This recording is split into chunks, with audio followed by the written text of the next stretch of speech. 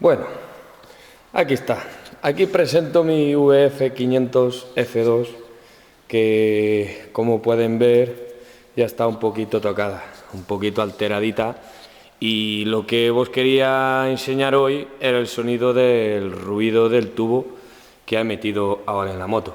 Como pueden ver, una tubería de escape de Harley Davidson y que creo, en mi punto de vista, se queda muy curioso en la moto.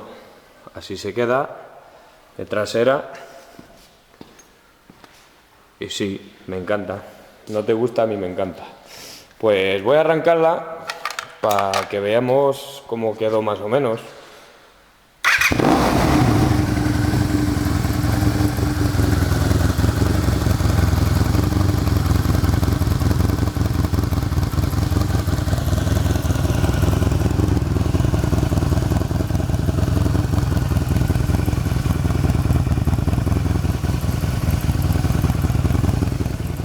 Vamos a dar una aceleradita.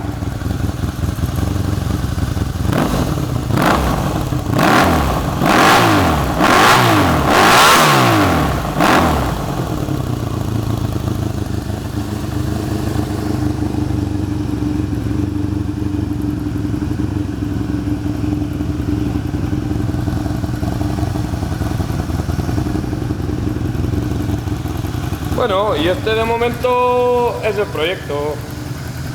Quedará el carenado y luego haré otra peli para que puedan ver los avances de la bestia.